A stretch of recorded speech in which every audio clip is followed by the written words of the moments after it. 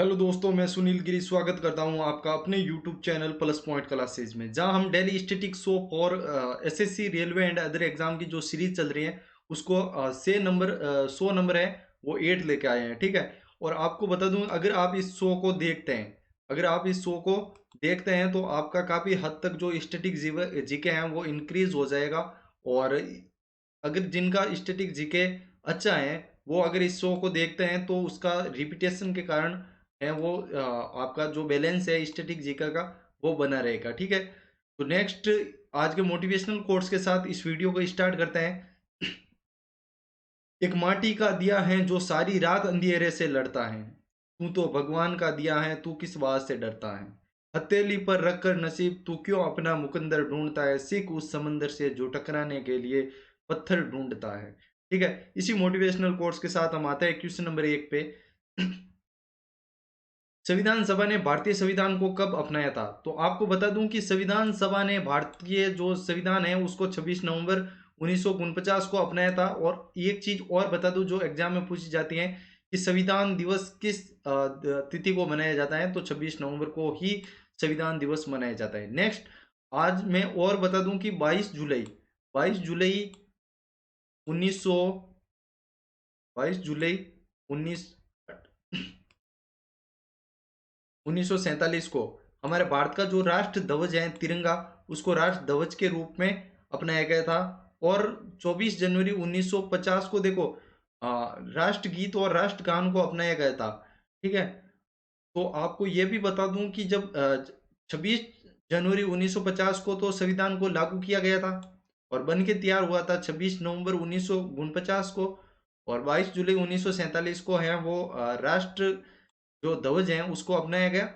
और 24 जनवरी 1950 को 24 जनवरी 1950 को आपके जो है राष्ट्रगीत और राष्ट्रगान को अपनाया गया था। ये डेट आप याद रखना। ठीक है। नेक्स्ट क्वेश्चन, किस तत्व की विषाक्तता के कारण इटई इटई रोग हो जाता है? देखो, ये क्वेश्चन बहुत बार एग्जाम में पूछा गया है, रेलवे और एसएससी अदर एग्जाम में भी ये क्वेश्चन पूछा जाता है। तो ये आपका हो जाएगा कैडमियम। ठीक है, कैडमियम आपका करेक्ट आंसर हो जाएगा, ऑप्शन नंबर डी। आपको ये भी बता दूं कि हाल ही में एक ये चीज भी ट्रेंडिंग में है कि आर्सेनिक। आर्सेनिक क्या होता है? आप जो भी पानी पीते हो उसमें आर्सेनिक की कहीं ना कहीं थोड़ी बहुत मात्रा जरूर होती है, जो कि एक ये भी है वो पॉइजनस होता है। तो वैसे स्टेट गवर्नमेंट है इस पे काम कर रही है कि आपके जो आर्सेनिक की है वो अ, मात्रा को पानी में कम करें। ठीक है। और पारा है जिसका आपका परमाणु क्रमांक हो जाएगा 80 और इसको डिनोट करते हैं एच जी से, मरकरी भी कहा जाता है। ठीक है।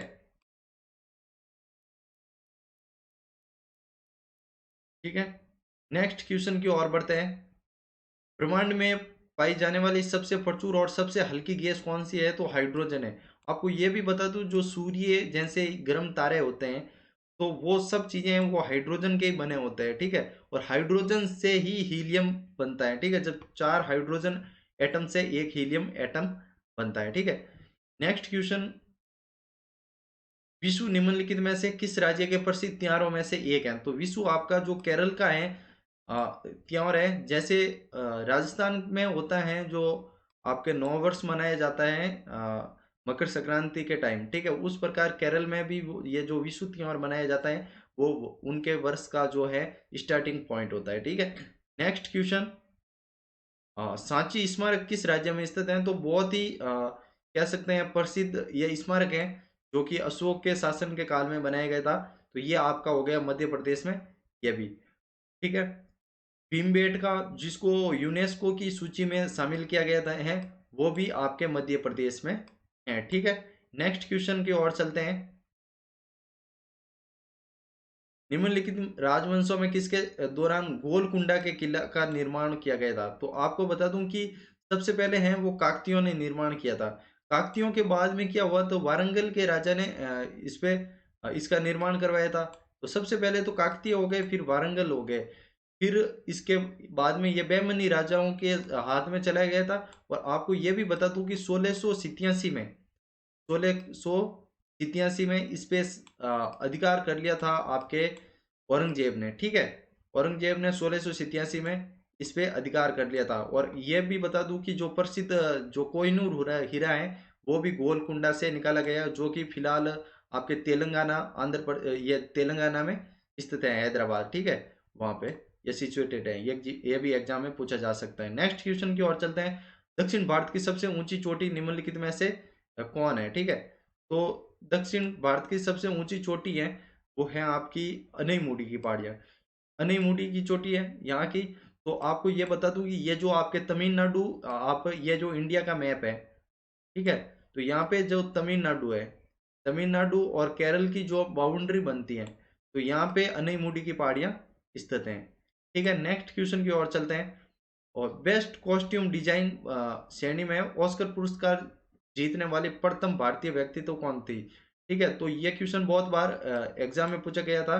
प्रथम महिला है वो भारतीय, तो वो थी भानु अथैया, जिसने कॉस्ट्यूम डिजाइन किया था गांधी फिल्म के लिए, ठीक है, जो कब रिलीज हुई थी 1982 में। ये क्वेश्चन आप याद रखना, ठीक है। नेक्स्ट क्वेश्चन की ओर चलते हैं। थिरुमलाई नायकर महल निम्नलिखित में से किस शहर में स्थित है। तो एक चीज याद रखना, देखो तमिलनाडु की तो बात ही अलग है, क्योंकि यहाँ पे कुछ ऐसे वर्ड हैं वो आपको हिस्ट्री में देखने को मिले थे, तो आप उससे ये चीज आराम से एग्जाम में क्वेश्चन कर सकते हो। जो कि तमिलनाडु के अंदर क्या है, मदुरई, मदुरई वेगई नदी के किनारे बसा है, ठीक है। ये क्वेश्चन इंपॉर्टेंट हो गया।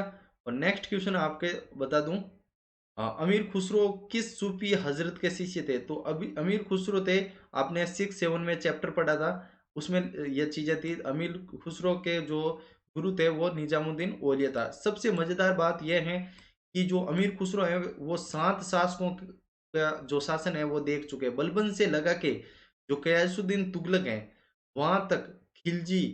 तो इसमें जो भी बलबन से लगा के जो गयासुद्दीन जो तुगलक हैं उनके बीच में जो भी शासक हुए हैं उनके शासनकाल को ये देख चुके हैं अमरीक। और हिंदी के लिए इन्होंने हिंदी और फारसी का बहुत ही अच्छी तरीके से प्रयोग किया था, ठीक है। तो इसलिए यह फेमस है, ठीक है। नेक्स्ट क्वेश्चन की ओर बढ़ते हैं। ऑपरेशन फ्लड निम्नलिखित में से किससे संबंधित है। देखो ऑपरेशन फ्लड है वो डेयरी उद्योग से संबंधित है, ठीक है। वर्गीज कुरियन को इसका जनक कहा जाता है। और आपको बता दूं कि एग्जाम में अब हाल ही में ये क्वेश्चन का ट्रेंडिंग बहुत कम कर दिया, पर ये कर दिया कि जो ऑपरेशन फ्लड है वो कब है, वो इसकी शुरुआत हुई। तो आपको बता दूं 13 जनवरी 1970 को ऑपरेशन फ्लड की शुरुआत हुई। आप इसको याद कर सकते हो, जिसे श्वेत क्रांति भी कहा जाता है, ठीक है। बहुत सक्सेसफुल रही थी, आपको ये भी बता दूं, ठीक है। नेक्स्ट क्वेश्चन की ओर बढ़ते हैं। निम्नलिखित में से कौन सा रोग प्रोटीन की कमी से होता है। देखो प्रोटीन की कमी से मोतियाबिंद तो आंख का रोग हो गया, एनीमिया है वो ब्लड में जो आयरन की कमी से हो जाता है, क्वाशियोरकर प्रोटीन की कमी से हो सकता है, कैंसर है वो ट्यूमर्स बन जाते हैं, ठीक है। तो आपका ऑप्शन नंबर सी है वो करेक्ट हो जाएगा, ठीक है। नेक्स्ट क्वेश्चन की ओर चलते हैं। जो ट्राई फूड परियोजना है, ट्राई फूड जो परियोजना है निम्नलिखित में से किस मंत्रालय ने लॉन्च की है।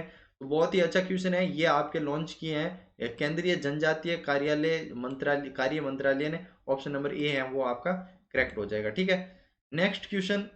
निम्नलिखित में से कौन सा अनुच्छेद संपत्ति के अधिकार से संबंधित है।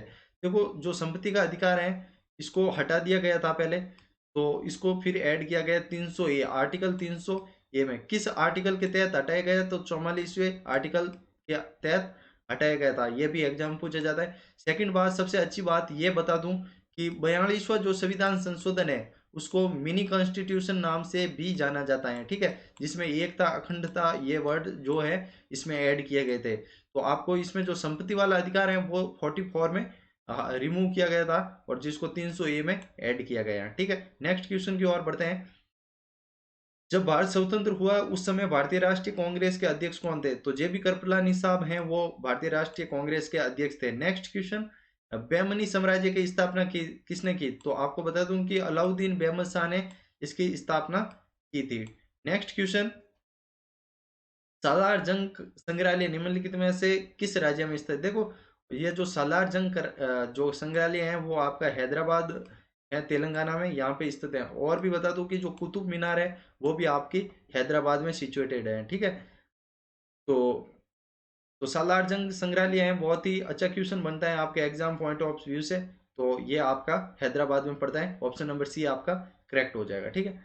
नेक्स्ट क्वेश्चन की ओर बढ़ते हैं। कौन सा नदी तंत्र है? अमरकंटक की पहाड़ियां कहाँ पे है? अमरकंटक की पहाड़ियां हैं आपके एमपी में, ठीक है, मध्य प्रदेश में आपकी अमरकंटक की पहाड़ियां हैं। यहाँ से जो नदी निकलती हैं वो निकलती हैं आपकी नर्मदा नदी, ठीक है, जिसपे सरदार सरोवर बांध भी स्थित है, ठीक है। नेक्स्ट क्वेश्चन की ओर चलते हैं। सम्राट अशोक निम्नलिखित में से किस राजवंश के शासक थे? तो आपको बता दूं मौर्य राजवंश के शासक थे। तो देखो, जब सिकंदर ने आक्रमण किया था 326 ईसा पूर्व में, ठीक है, तो फिर वहां पे उसका हाइडे स्पीसीज का युद्ध हुआ था पोरस के साथ, वितस्ता नदी जिसे अब का जो प्रेजेंट नाम है झेलम नदी भी कहा जाता है। तो वहां पे क्या हुआ था, युद्ध किया तो पोरस की जो है वो पराक्रम से प्रभावित होके उसने उसका राज्य वो है वो वापस लौटा दिया, और 323 में वो वापस अपने कंट्री लौट रहा था बेबीलोन। तो वहां पे बेबीलोन में उसकी है वो उसको मार दिया गया था। तो इस चीज तब तक क्या था, इंडिया में जो वो मगध साम्राज्य था वो सारे कमजोर पड़ गए थे, ठीक है। तो ये कमजोर पड़ते ही इसका फायदा उठाया था चंद्रगुप्त मौर्य ने। चंद्रगुप्त मौर्य ने 322 ईसा पूर्व में आपके जो मौर्य साम्राज्य की स्थापना रख दी, और 297 ईसा पूर्व तक शासन किया था चंद्रगुप्त मौर्य ने। और चंद्रगुप्त मौर्य का बेटा हुआ था बिंदुसार। बिंदुसार ने 297 से ईसा पूर्व से लेके 273 तक है वो बिंदुसार ने शासन किया था ईसा पूर्व तक, ठीक है। फिर क्या हुआ था 273 से 269 तक 4 साल ऐसा माना जाता है कि जो अशोक शासन बना था, तो उसने अपने हैं वो 100 भाई थे उनकी हत्या की थी 4 साल में, गृह युद्ध में बिजी था। फिर 269 से लेके 232 तक, 269 से लेके 232 तक है वो अशोक ने शासक किया। उसके बीच में इन्होंने 261 में कलिंग का युद्ध भी किया था, 261 ईसा पूर्व में कलिंग का युद्ध भी किया था। और इसके जो अशोक के एक बेटा था महेंद्र और पुत्री थी संगवर्मा, उसको है वो बौद्ध धर्म के प्रचार के लिए इन्होंने वो भेजा था श्रीलंका, ठीक है। और बता दूं कि जो ये बिंदुसार था वो आजीवक संप्रदाय का वो अनुयायी था, यह भी चीज आप याद रखना, ठीक है। अब है वो 261 का हो गया कलिंग का युद्ध, जो कि 13वें शिलालेख में इसका उल्लेख मिलता है। यह भी एग्जाम में पूछा जाता है कि जो कलिंग का युद्ध है उसका उल्लेख है वो कौन से अशोक के कौन से शिलालेख में मिलता है? तो 13वें शिलालेख में मिलता है, ठीक है। तो अशोक ने अपनी जो शिलालेख है उसमें प्राकृत भाषा का बहुत यूज किया है। यह भी एग्जाम में क्वेश्चन पूछा जाता है, जिसमें खरोष्टी वगैरह लिपि तो थी पर प्राकृत जो लिपि थी उसका बहुत ज्यादा यूज किया था। तो इसी के साथ अब नेक्स्ट क्वेश्चन की ओर बढ़ते हैं। उन विभिन्न परिस्थितिक तंत्र के संग्रह को क्या कहा जाता है जिनमें एक समान जलवायु परिस्थितियां पाई जाती हैं? तो उसे जीवोम या बायोम कहा जाता है, ठीक है। यह क्वेश्चन आप याद रखना, एग्जाम में पूछा जाता है, बहुत बार रिपीट हो चुका है यह क्वेश्चन। इसी के साथ आज का वीडियो सेशन है वो कंप्लीट होता है। Thanks for watching video. अगर आप बॉयज हैं और हमारे टेलीग्राम चैनल से जुड़ना चाहते हैं तो @super30 हैशटैग बॉयज नाम से हमारा चैनल है, उसको सब्सक्राइब कर सकते हो, सॉरी ज्वाइन कर सकते हो। और गर्ल्स के लिए हमारा जो टेलीग्राम चैनल है @super20 हैशटैग गर्ल्स नाम से, इसको आप ज्वाइन कर सकते हो, जहाँ मैं जो वीडियो की जो लिंक वगैरह है वो अगर कोई क्वेश्चन की पीडीएफ होती है वो यहाँ पे मैं आपको प्रोवाइड करा देता हूँ, ठीक है। अगर आपको इसकी पीडीएफ चाहिए तो आप हमारे वीडियो के डिस्क्रिप्शन बॉक्स में जाके इसको डाउनलोड कर सकते हो। और अगर आपको ये वीडियो पसंद आता है तो आप हमारे जो चैनल है प्लस पॉइंट क्लासेस जोधपुर नाम से, उसको सब्सक्राइब कर सकते हो और बेल आइकन प्रेस कर सकते हो, जिससे हमारे वीडियो के आने वाली नोटिफिकेशन सबसे पहले आप तक पहुंचती रहे। जय हिंद, जय भारत, वंदे मातरम।